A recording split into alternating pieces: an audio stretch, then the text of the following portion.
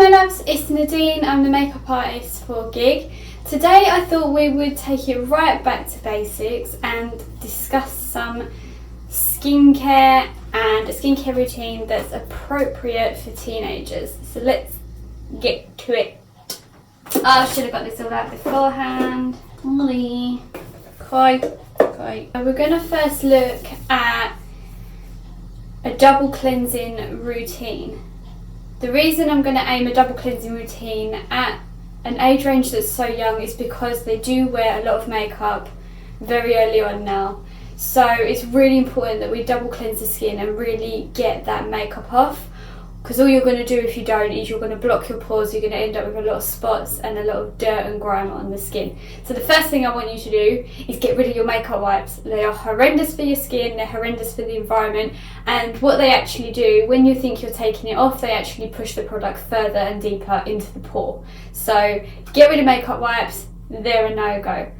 A really easy first cleanse is an oil-based micellar water. Garnier do one. They do one that's for very sensitive skin, that's fragrance-free, that I also think is really good. But if you're wearing a lot of foundation and makeup, etc., I would go for an oil-based makeup remover. This is the one I use. It's for dry and sensitive skin. It has the separation, so the oil sits at the top and the micellar water's underneath. You shake it. You use cotton pads, you squirt a good amount on the cotton pad, don't soak it because we don't want it to run into your eyes or whatever. And then once you've got your cotton pads for your eye makeup, I want you to put your cotton pads on your eyes and I want you to just stand there and just let that soak in for a minute or so, and then gently rub them away and be really light with the pressure. You will find, because it's breaking down all that makeup while it's just sitting there, that you'll be able to wipe it away very easily. Even if you've got false lashes on, this will take the false lashes off and it will take the glue off as well. Just bear in mind though that the oil in it may, the usage of your false lashes may not be as long, so you may not get as long out of it. That didn't make sense, don't use that.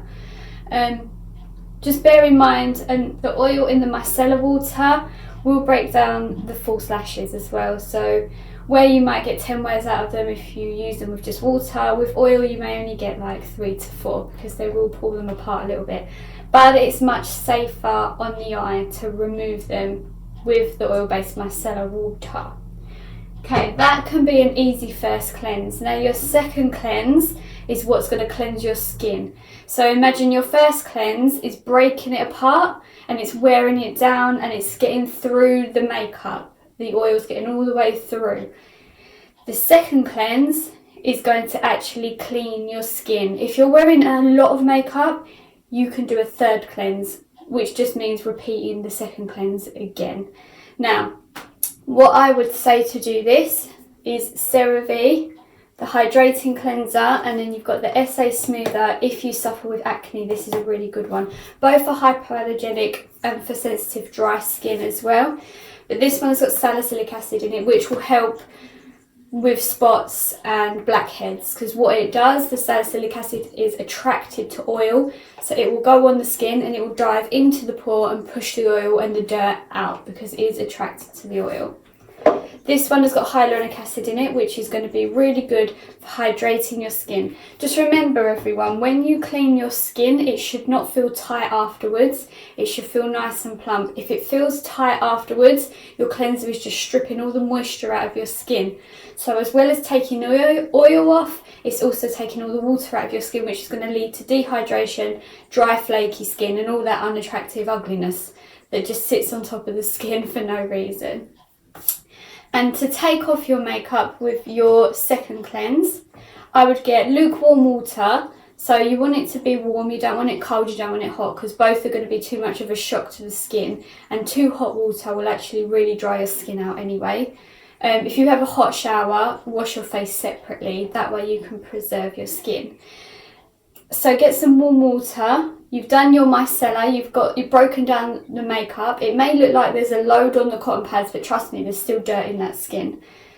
I want you to take 1 pump of your cleanser. I can't advise these more for your age range. This is going to be so good for your skin. My 7-year-old uses this one. So they are really good for the skin. what you're going to do is you're going to pump it, wet your face. No.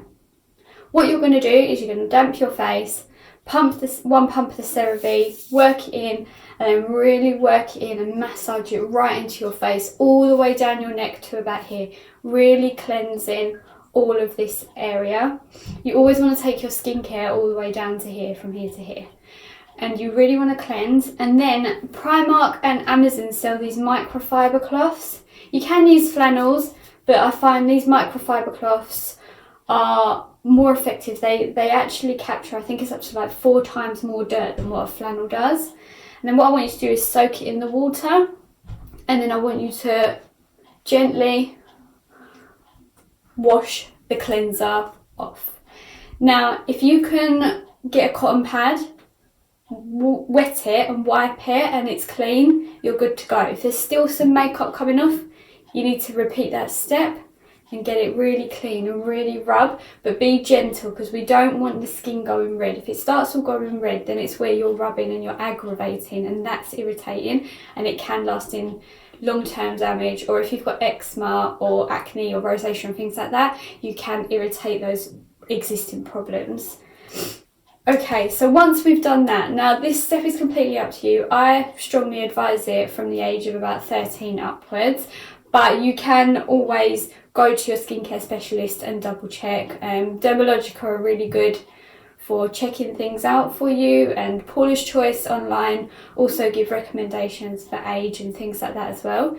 What you can do is use a serum at this stage. It's not necessary if you've got young, supple skin. If you suffer from dry skin, then you can use a serum. And I would advise The Ordinary's hyaluronic acid. It's very cheap, it's about £5 something. That's a really good one you can get.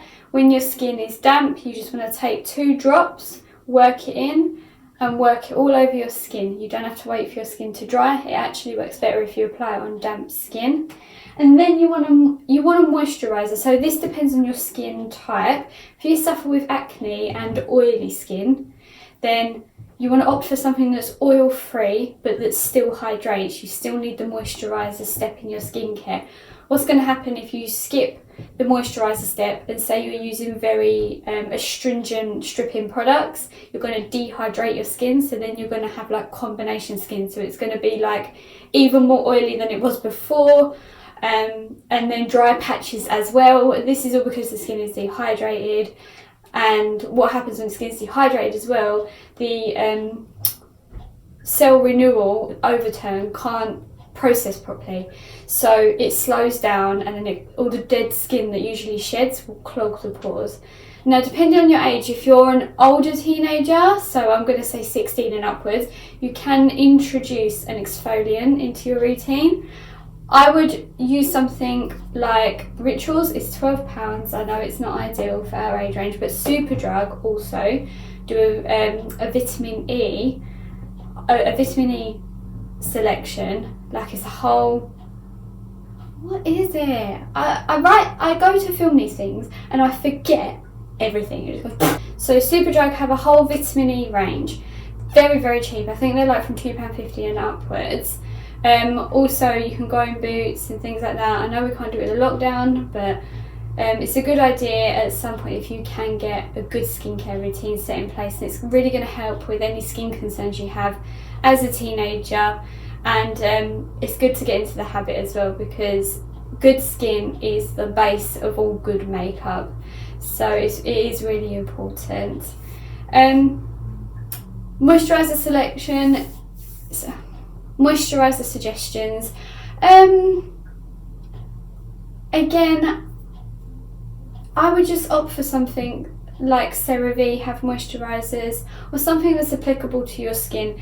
The only thing I would say is try and avoid products that do contain too much denatured alcohol, and this can also be in the ingredients as ethanol alcohol. Try and avoid that. Try and avoid essential oils, and try and avoid fragrance, because these are all irritants.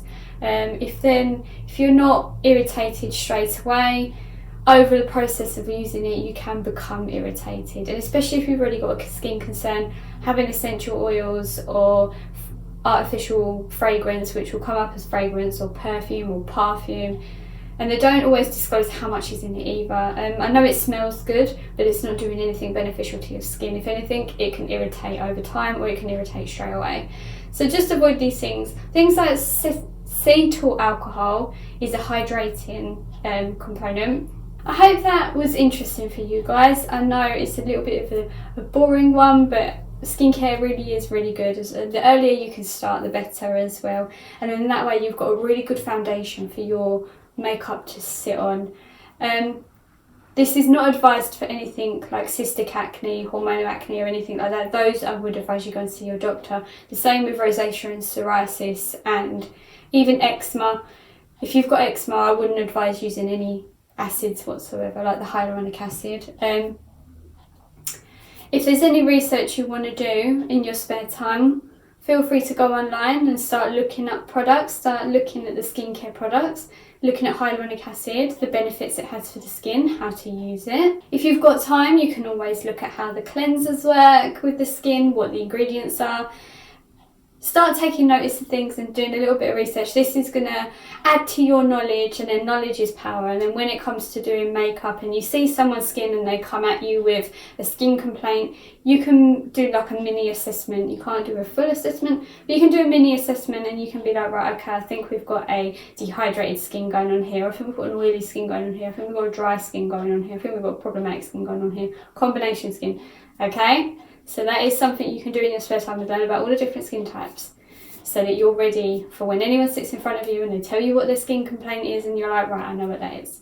I know what I've got to do here and I know what I'm going to go ahead. Okay? Alright, I will see you on the next video. Have a fab quarantine. I know it's not ideal, but we're just going to have to make a best of a bad situation, okay? And we'll get back as soon as possible because the show is going to be soon. Okay? Alright, have a good day everyone. I'll see you all later. Bye!